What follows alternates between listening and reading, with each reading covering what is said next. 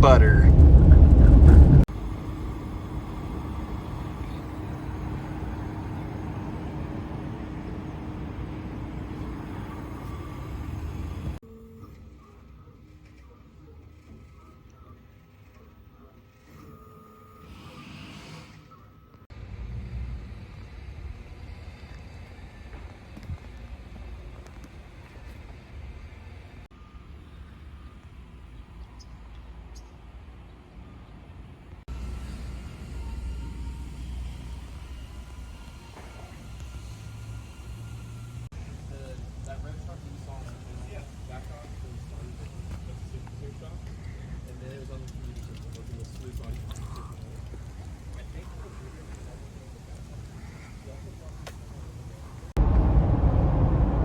So my initial reaction to the backcountry kit on the Tremor is, first off, California's awful.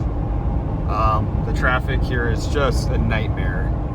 But I'm sure people from there know this, but I am not doing well here. But anyways, the backcountry kit has, it's night and day difference to the stock suspension. I haven't got to go off-road with it yet. I've just been driving on the highway to get to a point where I can go off-road. But yeah, like every bridge that I used to hit, or that I was hitting yesterday, type in the roads with the cracks, like, I mean, it's barely there. I mean, you feel it. The approaches with the torsion sway bar, I mean, it doesn't even move you in the cab anymore. It's so smooth.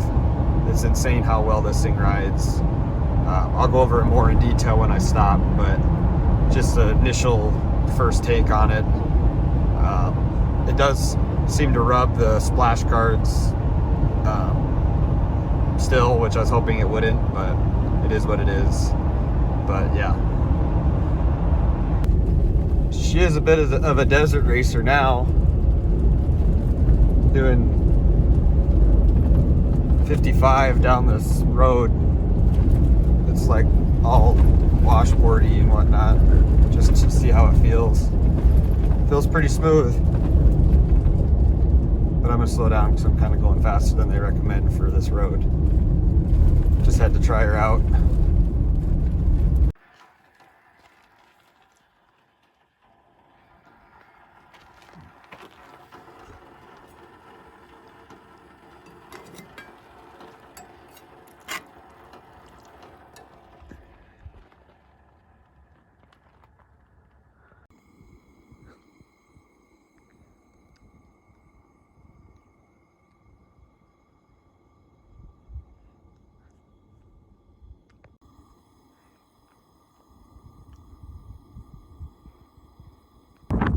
Hey, what's going on, everybody? Day 5 here on this trip. We got in kind of late last night. We scoped out a few other camping spots, but they were kind of weird.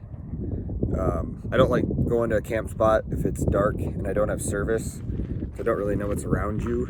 And this is kind of how they were. Like, they seemed all right. You know, if I was able to scope them out a little bit in the daylight, I'd be able to tell where I was. But because I was up on a mountain side and kind of off of a main road with no cell service, I was a little nervous. Something could have happened. Sorry, I'm trying to get out of the wind. But ended up pulling into a spot, I think it's like Forest Falls or something like that. We're by Fossil Falls, I think is what this area is called. Yeah, I feel kind of bad. There's a lady camping next door to me by herself. When I first got here, she was probably sleeping, and I roll in and start cooking food and stuff like that, drinking beer. But she seemed all right. We didn't talk, but gave friendly waves and whatnot.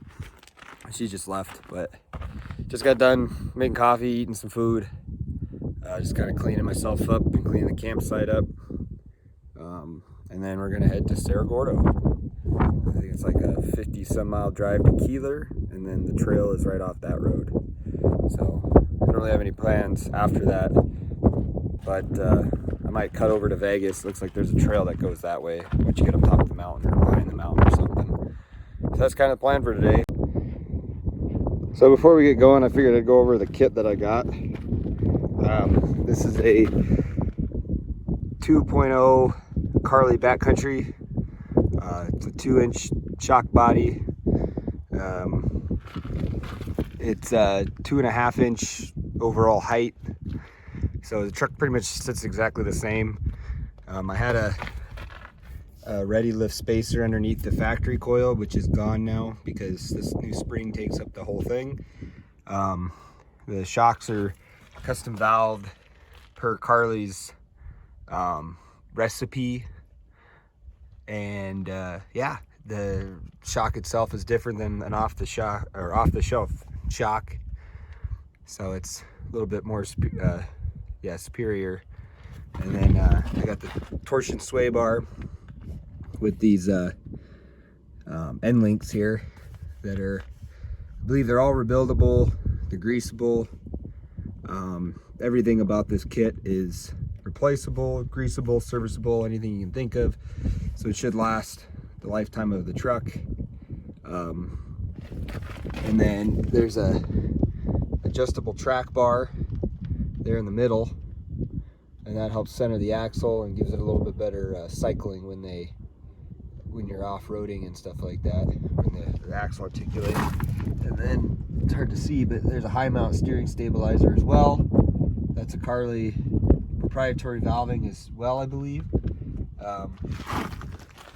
Yeah, I don't have the radius arms. They're still stock. I think I might be getting those eventually. And then in the rear, all I did was the shocks. I'll go to the other side to see a little bit better. Yeah, there's the Fox shocks there. Leaf springs are factory. I didn't do the Beaver springs. I don't know. I tow. I'm sure it'll be fine if I don't get them. I've never had them before. They say for the best ride quality, you get those, but honestly, it rides pretty dang good already. I'm pretty excited. Oh, I guess I forgot to mention it comes with new brake lines too, longer brake lines, and bump stops. Drop right there in the middle. Yeah, it's a pretty badass kit so far. Took it down some roads, and I mean, I need to air my tires down a little bit more. They set them back up to what they recommend, but I had them at 30. So before I get off the road again, I'm gonna air them down. And speaking about CJC Offroad, which is who installed the kit, I'm sure if you're in the market for one of these trucks or follow any kind of full-size off-road scene, you've heard of them. I believe they're the largest Carly dealer by volume. They're stand-up guys. I got there at 8:30. They had my truck in at 9.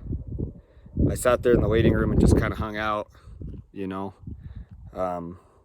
They let me kind of chill there all day, but yeah, I think they had it done by 2:30, the whole kit. They included some swag, and I guess the coolest part about it is they reset the TPMS sensors without even like asking me, which they were wrong. I had them, these tires are only set like 50 PSI max, and I had them at 30, but my light's been on for 10,000 miles. And so they reset the threshold to, I don't know what they did, but now the light's off. They also made sure the tires wouldn't rub, and they recommended me removing my splash guards. They trimmed a little bit, but I prefer to have them on there, so I'll just live with the rubbing. So that was kind of, you know, they were gonna do whatever it took to get it to fit right, but I kind of told them not to worry about it. But yeah, I mean, cool guys. I'm glad I came down there to do it, because I mean, I've done it myself in the past, and usually you're, you know, kind of going back and forth with the track bar and measuring stuff and torquing things, but they've done so many of them that it's like, you know, clockwork for them. So highly recommend buying anything from them for these trucks, or taking your truck down there and getting it installed. I had to book my appointment back in August, so prepare to wait.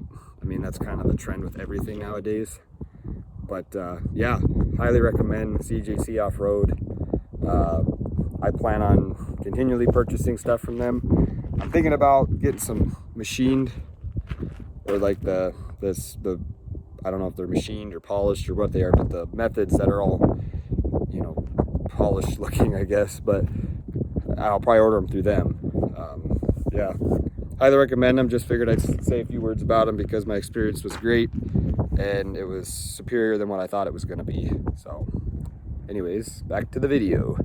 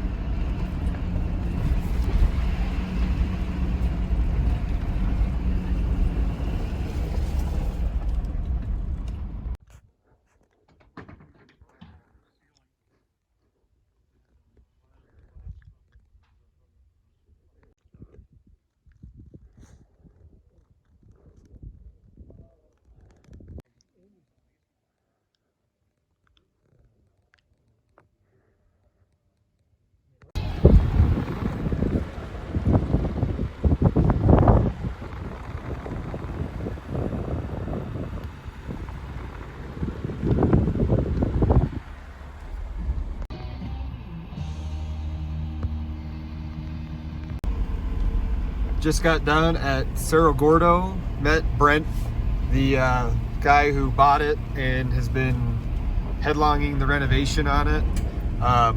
If you haven't checked out his YouTube channel, it's called Ghost Town Living. He's basically living up here, renovating the whole thing. It's pretty badass. Got to meet him, talk to him, seems like a cool guy. Talked to some other people that work up there. They all seem like a good crew. Lots of history up here, and if you're unaware, there's an out-of-country mining company that's trying to basically get a claim in this area and turn a lot of this area into an open pit mine, which if you've never seen one, they're hideous.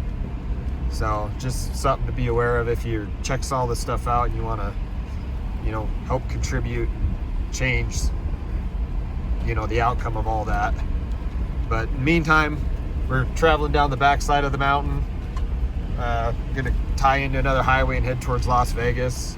We're using our trail control at 10 miles an hour. It's pretty nice. I don't have to sit there and play with the throttle. Carly suspension's badass. Tires there down. This thing rides pretty good for how bad this road's been. So, anyways.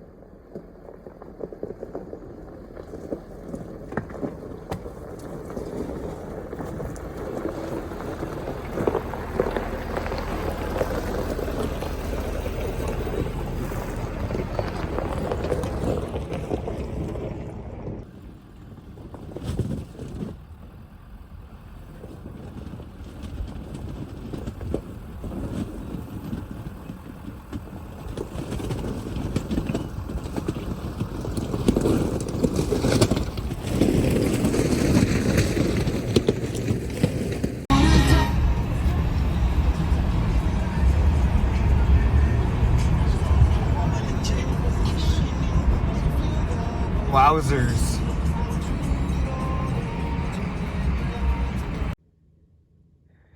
So this is how my night ended last night. Was trying to find a place to stay. Decided to change my mind, flip around, and ended up running over a big rock. Aside from hitting the steering and the radius arm, the only other thing it hit was the tranny and pan and the tranny cooler, which ruptured it because it's plastic. So I immediately shut it off, put it in neutral, and coasted all the way out of that canyon to this spot to where I had service. And now I'm waiting for a towing truck locally to come get me and haul it in and see what they can do with it, because I'm still 10 hours from home, planning on being home today. So I guess if out of this whole series of videos, if you can get anything out of this, buy a better pan or put a cross member there, because I'm kicking myself that they put these piece of shit plastic pans on these trucks. If it was aluminum, it probably would have cracked it still, but I think it would have held up a lot better. It would have been a lot slower leak, I'm sure. Still would have needed to be fixed, but maybe it wouldn't have cracked at all. They have a lot more reinforcement on the bottom side on those aluminum ones than these plastic ones anyways. So just figured I'd make a little update between the good and bad.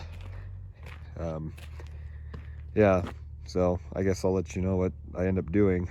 I don't think the trans is smoked, but I had to put it in gear to get it from there to here, and like one other spot up the road.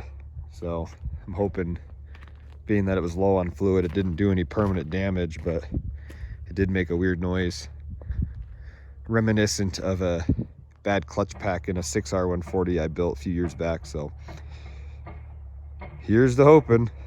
What's going on? We're driving home finally. Was fortunate enough to the shop to get parts and get it all back together. Took it through a test drive when they were done with it, and it seems to be fine. Had a little bit of a chirp, 1.3 chirp, 1.3 shift chirp noise, which I think might have just had air because it was empty for so long, drained out for so long. Yeah, so driving back, we're probably 15, 20 miles out of town now. Got a lot of hours left for today, but I figured I'd just give an update that we are now on our way home. The truck seems to be fine, and yeah, let's just hope we make it the rest of the way. I guess I should give a shout out to that outfit that helped me. It was Anytime Towing and Repair in Beaver, Utah. I mean, to have a shop that's open on a Saturday is crazy, and one that can get parts at that too.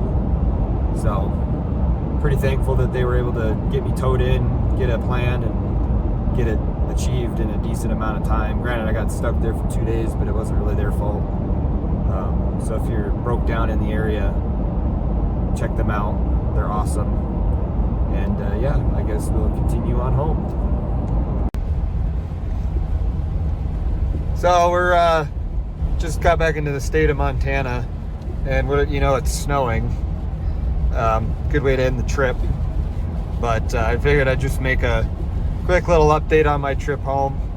I'm noticing some shuddering in between shifts, like 4, 5, 6. Not real sure if the fluid's low, because you're supposed to check it when it's at operating temp, and we didn't before I left, but kind of just needed to get home, or if something more permanent's wrong. But unfortunately, if that's the case, then I might have to pay for a new transmission.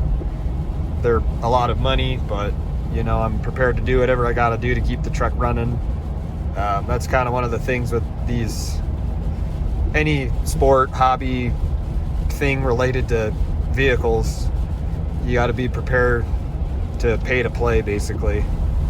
So it is what it is at this point. We're like 200 miles from home. Just need to get there. The weekend's been kind of jacked up because of my delay in Utah, but if I get home and take it in and find out that some clutches are, you know, smoked or something like that, then it is what it is. Just kind of move forward with what you can at the time. So figured I'd just make an update because I thought it was pretty ironic that I was in Death Valley a couple days ago. You know, it was close to 90 degrees in November, and here it is snowing, which is normal for here. But anyways, that was a pretty crazy time, eh? If you can't tell, it's been several weeks since the trip ended. We just got so busy with the property that it's been hard to get the video finished up and you know, get content put out there. But if you can't tell, I don't have much of a voice. Been sick for the last month and a half, but pretty much since I got back from the trip I got sick, and been kind of maintaining different levels of that since. But the truck's back. We ended up taking it to the dealership. They reset the adaptive shift tables in the transmission, and it seems to be getting better. I haven't really had any fault codes or anything like that. Overall, the truck's been great. The suspension system's still there, still working great. I noticed one of the shocks had a little bit of a leak, which is kind of normal when they're new. They kind of stopped since then. But yeah, everything else is good to go. Trip was a good time. CJC Offroad was great. My little adventure through Death Valley was pretty fun. All the places I went and saw were pretty cool. There's a few things I wish I would have took a little bit more time to do, but I'll definitely be going back here in the future and checking it all out. But now we're at the house and working on finishing up an old pole barn that's been here forever. So I might do some content on that. If that's something you'd like to see, let me know. We're kind of doing it all ourselves, digging holes, putting posts, setting trusses, stuff like that. And I just been getting rid of old tin and digging some holes and whatnot. But yeah, if you enjoyed the video, make sure you like and subscribe, and stick around for more adventures to come.